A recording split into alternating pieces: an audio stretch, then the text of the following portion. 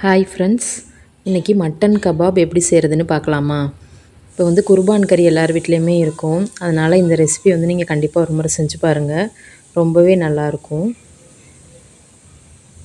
இது வந்து நீங்கள் செஞ்சு ஃப்ரீஸ் பண்ணி வச்சுக்கிட்டிங்கன்னா ஒரு 2 எடுத்து சாப்பாடுக்கு தொட்டுக்கலாம். இது ஒரு ஸ்நாக்ஸ் மாதிரி கூட எடுத்துக்கலாம்.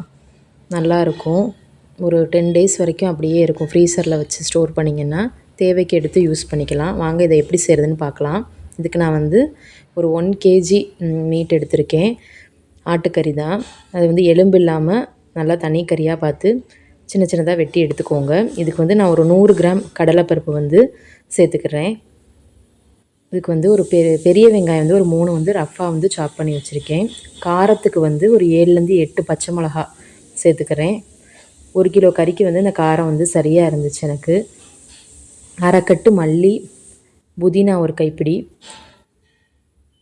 3 பெரிய வெங்காயம் இதோட நான் சேர்த்துக்கிறேன். ரஃப்பாக சாப் பண்ணி சேர்த்தா போதும். எல்லாமே நம்ம வந்து நல்லா குக் பண்ண தான் போகிறோம்.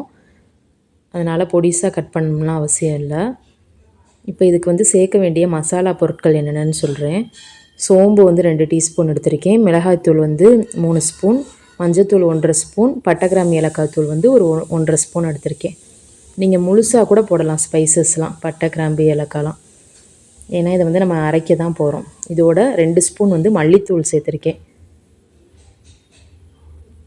இதில் வந்து இஞ்சி பூண்டு பேஸ்ட்டு ஒரு 2 டேபிள் ஸ்பூன் சேர்த்துக்கோங்க.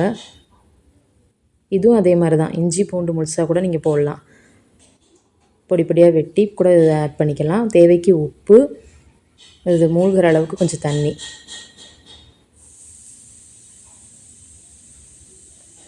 ஒரு 1.5 ஸ்பூன் எண்ணெய் சேர்த்து நல்லா ப்ரெஷர் குக் பண்ணிடுங்க.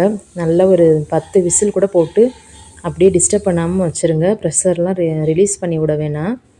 ஏன்னா அது குர்பான் கறினால் கொஞ்சம் வேகாமல் இருக்கலாம். நான் வந்து நல்லா ப்ரெஷர்லாம் அடங்கினதுக்கப்புறம் தான் எடுத்து பார்த்தேன். என்னோடய கறியும் வந்து நல்லா வெந்துருந்துச்சு. இதில் கொஞ்சம் தண்ணி மட்டும் இருக்குல்ல, இதையும் நல்லா வற்ற வச்சு எடுத்துகிட்டு வந்துடலாம்.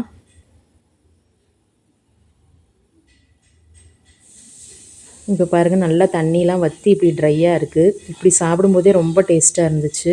கறியும் நல்லா வெந்துருந்துச்சு. வேணால் நீங்கள் தொக்கு மாதிரி கூட அப்படி சாப்பிட்லாம். நான் இப்போ வந்து மிக்சர் ஜாரில் எடுத்துக்கிறேன். நல்லா ஆறுனதுக்கப்புறம் தண்ணி வற்றிருச்சு. இதை மிக்சர் ஜாரில் எடுத்து நல்லா நைஸாக அரைச்சிடணும்.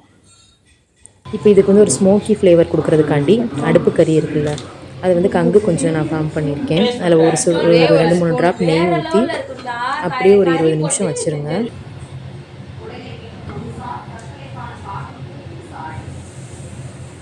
இது வந்து ஒரு நல்ல ஃப்ளேவர் கொடுக்கும். இது இல்லைனாலும் பரவாயில்ல, மட்டனோட ஃப்ளேவரே செம்மையாக இருக்கும்.